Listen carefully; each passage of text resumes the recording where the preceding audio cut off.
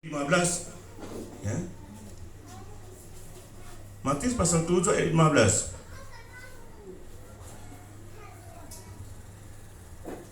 Apa tadi katanya dalam Matius 7 ayat 15? Hal pengajaran yang sesat.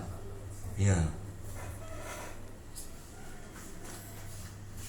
Bagaimana di sini dikatakannya demikian firman Tuhan, hal pengajaran yang sesat. Waspada terhadap nabi-nabi palsu yang datang kepada dengan nyamar seperti domba, tetapi sesungguhnya mereka adalah serigala yang buas. Mereka adalah sesungguhnya serigala sangat buas itu. Dan dari buahnya lah kamu akan mengenal mereka. Dapatkah seorang memetik buah anggur dari semak duri, atau buah ara dari rumput duri? Gak bisa toh. Masa kita ambil dari buah dari semak duri itu? Karena durilah kita. Iya kan? Ya, waktu saya pulang kampung dengan ibu gembala, itu ada buah ya di hutan-hutan sana. Namanya buah apa, Bu? Stroberi. Bukan, Bu, stroberi. Hah? Bukan kopi-kopi yang kami jual. Ya, seperti buah di paramposan namanya.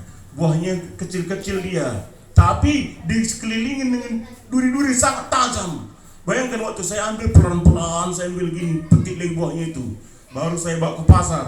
Strawberry, ada rasa madu, ada rasa segala macam saya buat namanya, padahal nggak ada rasa madunya. Asamnya pun main. Bayangkan strawberry, yang kelas nomor 1 udah kami jual ke pasar. Itu ada tempat khususnya, ya. Karena di pasar satu di Berstagi sana ada pasar tradisionalnya itu buah-buah yang bagus di dalam pasarnya. Jadi datang kami yang pengecer ini, ya, kami di luar. Saya nggak tahu, saya nggak bisa masuk kawasan itu. Saya keliling masuk kawasan strawberry, lari semana saya, ya, sampai di pintu itu saya masuk strawberry ada rasa madu, ada segala macam. Mertua saya pun heran, kok cepat-cepat kali buah anak ini pikirnya kan. Pikir mertua saya nggak berani, nggak tahu dia di Batam saya juga pemulung, keliling Pulau Batam. Apalagi seperti itu, kecil, tidak sombong kan. Jadi datang mertua saya, sibuk mereka bungkus stroberi itu. Cepat kalau bikin habis, iya. Jadi sebentar datang, sebentar habis. Karena saya jual ya sesuai dengan 30.000. Bayangkan, polipom 30 polipom 10.000. Saya makan lagi yang kecil-kecil yang kami ambil dari hutan itu. Cari yang manis. Stroberi itu yang besar, manis memang. Manis memang. Tapi yang kami jual ini udah 60% yang asal dia. Ya? Jadi masuk saya, semua orang lihat saya. Saya pun heran, kok orang-orang lihat saya? Dalam hati saya kan, oh mungkin saya baru. Dalam hati saya, karena di pasar itu para saudara nggak bisa masuk pengecer seperti saya. Di luar bagian kami. Saya datang strawberry 30.000, yang udah mau di kilo pun saya katakan 30.000. Orang lihat saya kan, siapa ini? Baru dijumpai yang mertua saya. Mama Siano, apa? Itu sana itu Hello Kitty itu ya. Menantu kita, iya. Tolong panggillah, jangan masuk ke dalam, dia jualan. Baru mertua saya pun cari saya gini kan, sini katanya. Ada apa bikin saya kan? Ada apa? Kamu gak bisa masuk kawasan ini. Oh iya, baru saya keluar kan. Tapi udah duluan habis dulu berjualan mertua saya. Selain yang stroberi besar-besar itu semua di kandang di situ. 60.000 1 kilo. Sementara yang kami jual 30.000. Bayangkan kan? Orang terpikir daripada 60.000 sekilo, bagus kami ini 30.000. Ini datang juga saudara-saudara kita yang belum tahu rasanya kan. Orang-orang di luar ini 30.000, rasa madu, rasa coklat. Jadi kebetulan saya kena batunya.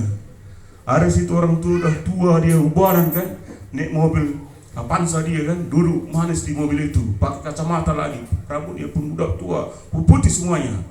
Saya pikir mereka itu suku dari Tionghoa. Apa kau? Mana dulu strawberry, mau tunjukkan dulu yang 30.000 itu yang rasa madu, rasa coklat itu. Wah, ditantang saya kan. Dalam hati saya, di mana ini? Ya kan? Baru saya datang. Sesungguhnya kau nggak ada yang rasa madu, nggak ada coklat itu. Kok kau bilang tidak ada rasa madu? Laris manis kau. Jadi nggak ada. Coba dulu sini dulu, strawberry manis enggak? Kalau manis rasa koko nggak murah 30-10 ribu, cari ke dalam 60 ribu sekilo, itu yang manis. Kenapa kau bilang rasa madu, rasa coklat? Ya namanya Plarisiko, biar orang suka. Kan waktu koko beli ini, koko makan dulu. Saya kasih uji cobanya. Yang saya kasih uji coba itu yang besar, yang manis. Jadi koko itu katakan, jangan gitu lah bro, kalau jualan yang benar aja lah katanya kan. Jadi saya pun merasa artinya betul. Baru sebelum itu saya katakan strawberry. Rasa apa? Rasa biasa. Habis rasa coklat, habis. Habis rasa madu, habis. Saudara terkasih, ya. Ini adalah salah satu bagaimana di sini tadi dikatakannya di dalam firman Tuhan ini tadi tentang pengajar yang sesat. Ya. Jadi di sini pada di akhir zaman ini nantinya kita mesti menyadari bagaimana akan timbul nabi-nabi palsu yang sangat bos sekali. Ya. Karena di sini tadi dikatakannya di bagaimana di pasal yang 15, waspada terhadap nabi-nabi palsu yang datang kepada menyamar seperti domba, tetapi sesungguhnya mereka adalah serigala yang buas. Dari buahnya lah kamu akan mengenal mereka. Dapat rasa memetik buah anggur dari semak duri atau buah dari rumput duri. Ya. 17. Demikian setiap pohon yang baik menghasilkan buah yang baik, sedangkan pohon yang tidak baik menghasilkan buah yang tidak baik. Ingat, di sini kita akan mengenal serigala berbulu domba itu. Apa yang terdiri di setiap pohon yang baik menghasilkan buah yang baik. Ya. Saudara terkasih, nabi-nabi palsu itu dia mencari orang-orang yang betul-betul ini terpercaya bagi Tuhan. Ya. Sasaran nabi-nabi palsu itu nantinya orang-orang yang sungguh-sungguh telah mengenal Tuhan. Ya. Jadi kalau orang yang belum sungguh-sungguh itu, yang belum mengenal Tuhan itu jarang jadi sasaran nabi palsu itu. Yang menjadi sasaran nabi palsu itu orang-orang yang sungguh-sungguh. Ya. Bapak Ibu pernah dengar nggak? Waktu ada berkata, di sana kulihat dari penampakan Yesus Kristus. Pernah Bapak Ibu dengar kan? Ini adalah bukannya benar. Ini salah satu juga pengajar nabi-nabi palsu. Sementara jelas dikatakannya kedatangannya nanti satu orang pun yang mengetahui. Mengapa bisa seseorang itu mengatakan dia di sana? Ya. Jadi jika Bapak Ibu tadi nanti mendengar hal seperti itu, Bapak Ibu jangan percaya. Karena jelas disuratkannya tentang kedatangan itu, tiada satu orang pun yang tahu. Ya. Jangan nanti Bapak Ibu ada seseorang berkata demikian, langsung Bapak Ibu pergi ke sana. Di Batam juga dulu pernah. Tanggal berapa dulu yang semuanya ya pas. Saya lupa tanggal berapa dulu itu. Ya jadi para pemulung juga nggak kerja. Iya, tanggal 19 ya bulan 9 tahun 1999 ada terjadi sesuatu kotanya. Jadi para Pangarea pun ya agak takut juga. Tapi kami dulu Pangarea pergi Tanjung Bunga. Ya. Mengapa? Kami tidak percaya dengan hal demikian rupa. Saudara terkasih, maka di sini tadi dikatakannya daripada buahnya engkau akan mengenal buah batangnya. Nggak mungkin seseorang itu bisa memetik buah itu dari semak duri. Iya kan? Nggak mungkin. Ayat 18, tidak mungkin pohon yang baik itu menghasilkan buah yang tidak baik. Ataupun pohon yang baik itu menghasilkan buah yang baik. Ya. Dan setiap pohon yang tidak menghasilkan buah yang baik pasti ditebang dan dibuang ke dalam api.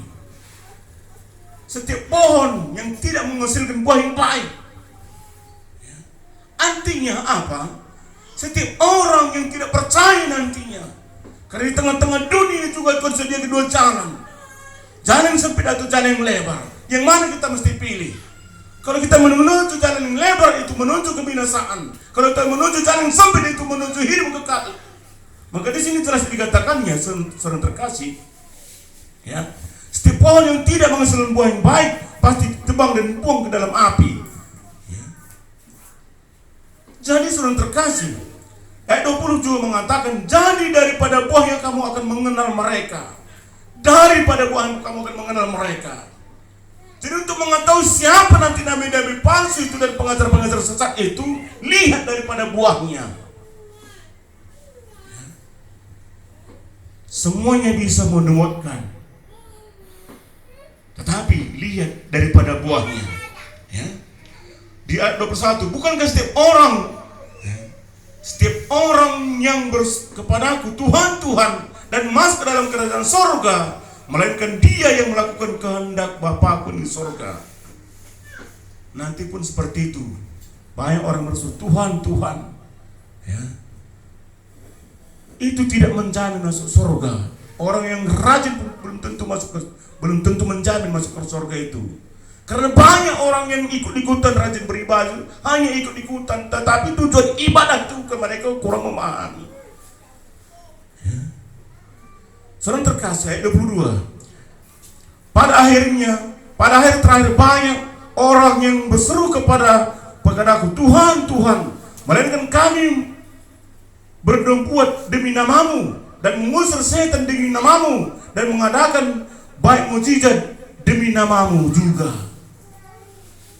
Ini mereka juga akan mengatakan, ya, memang betul, banyak mereka yang berdebat, mengadakan banyak mujizat, ya, banyak mereka lakukan segala sesuatunya, tetapi sesungguhnya mereka itu hanyalah untuk menyesatkan banyak orang.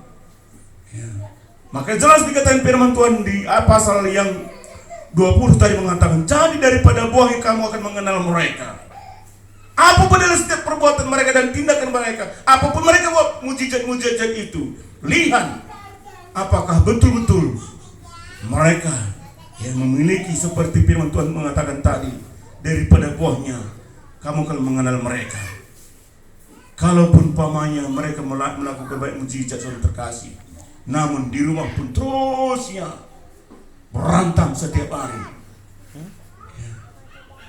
Saudara terkasih, ayat 23 juga mengatakan, pada waktu itu aku akan berseru terus terang kepada mereka dan berkata, aku tidak pernah mengenal kamu, ayolah daripadaku kamu sekalian pembuat kejahatan.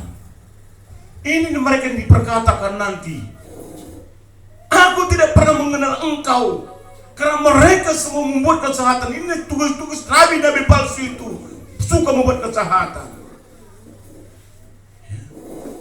Saudara terkasih, jelas firman Tuhan mengajarkan, mengingatkan bagi kita saat pagi ini, agar kita tetap waspada, berjaga-jaga, karena dunia ini bukan semakin membaik, tetapi dunia ini semakin jahat.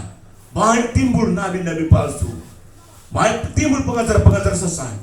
Tetapi jelas di sini firman Tuhan mengatakan di dalam Matius pasal 7 ayat 20, jadi daripada buahnya kamu akan mengenal mereka. Ya.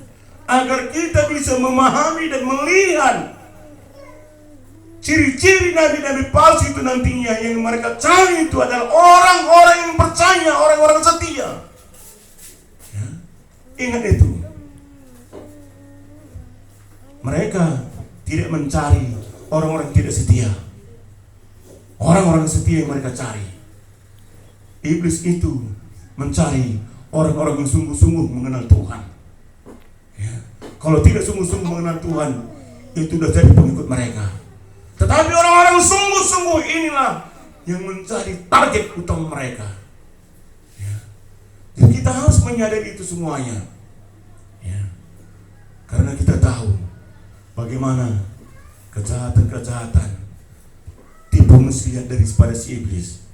Iblis itu tidak pernah menawarkan bagi kita tentang manis-manis, tentang bagaimana efek nantinya. Ya. Kalau kita melakukan kejahatan itu, iblis tidak mengatakan kalau kau ambil nanti untuk masuk penjara, tidak pernah. Iblis itu mengiming, ambil aja, lakukan saja. Ya. Kita harus bisa melihat betul-betul pekerjaan daripada nabi-nabi palsu itu. Kalau saudara nanti melihat seperti itu, lihat firman Tuhan mengatakan dalam Matius 7 ayat 20, jadi daripada buahnya kamu akan mengenal mereka. Jadi kita harus memahami bagaimana tentang sepak terjang nabi-nabi palsu ini. Saudara terkasih, kita akan melihat bagaimana juga pada waktu yang telah tentukan Tuhan nantinya. Di sana kan kita melihat kenyataannya bagaimana nabi-nabi palsu ini berkata, nanti Tuhan berkata kepada nabi palsu ini, aku tidak mengenal engkau, kamu yang membuat kejahatan. Dan di tengah-tengah dunia kita akan mengenal juga mereka. Kita akan melihat nanti bagaimana di akhirnya nanti, waktu kita setia, tetap setia bagi Tuhan, saat Tuhan datang, saat Dia datang menjemput kita, orang-orang yang percaya. Ingat, Dia datang itu menjemput orang-orang yang percaya. Ya. Jadi bagaimana Pak kalau orang-orang tidak percaya? Di mana tempatnya? Mungkin enggak seseorang itu bisa masuk surga kalau mereka tidak percaya? Mungkin enggak? Kan enggak ada jalan. Jadi orang-orang yang percaya. Saudara terkasih, firman Tuhan jelas mengajarkan bagi kita saat pagi ini, agar kita bisa mengenal dan bisa melihat bagaimana tentang nabi palsu itu. Karena sekali lagi firman Tuhan mengatakan bagi kita di pasal terakhir, saudara terkasih, di Matius tadi, yang pertama tadi ayat 15, waspadalah terhadap nabi-nabi palsu dan yang datang kepadamu, yang datang kepada kita. Waspadalah terhadap nabi-nabi palsu itu. Apa katanya? Dengan menyamar seperti domba, sama seperti ular. Bapak Ibu tahu, waktu dia mau tangkap ayam, bisa bikin suara anak, katanya. Ular itu licik, pintar. Ya. Kalau anak ayam itu terpesona, ya. Baru udah dekat lagi nanti kan, dibikin lidahnya menjulur seperti ini. Pikir anak ayam itu cacingnya itu kan, telop ditelannya. Ya kan? Sama seperti sekolah zaman sekarang ini, kalau kita ngambil burung udah nggak susah, rekam suara burung itu, bikin di pohon sana, datang burungnya, padahal itu rekaman. Ya. Sama seperti walet sekarang, orang bikin sarang walet itu tinggi-tinggi, padahal rekaman di dalam. Waletnya belum tentu ada, tapi rekamnya udah ada. Ya. Ini termasuk juga seperti nabi-nabi palsu. Ya. Jadi makanya di sini tadi dikatakannya, ya waspadalah. Ya, mereka menyamar seperti domba, sesungguhnya mereka adalah serigala yang buas. Kalau domba itu buas enggak? Kalau domba itu enggak buas, yang buas itu serigala. Iya kan? Bayangkan kalau domba itu pun lemah lembut dia, tarik dia ngikut. Kalau serigala itu kita berusaha dicabik-cabik. Bayangkan maka di sini tadi kan serigala yang sangat buas, yang siap mencabik-cabik kita. Oleh sebab itu kita harus betul-betul melihat bagaimana cara melihatnya di pasal 20 tadi, dari Matius pasal 7 ayat 20. Demikian kita melihat apakah serigala itu buas atau tidak. Ya. Tetapi rata-rata serigala itu sangat buas. Tapi kalau domba itu semua lemah lembut. Ya. Oleh sebab itu saudara terkasih, firman Tuhan tidak panjang saat pagi ini mengajarkan bagi kita agar kita tetap waspada terhadap nabi palsu dari zaman ini. Puji Tuhan, karena nabi-nabi palsu itu akan bermunculan, dan nabi-nabi palsu menyesatkan banyak orang. Ya. Puji Tuhan, firman Tuhan saat pagi saudara terkasih.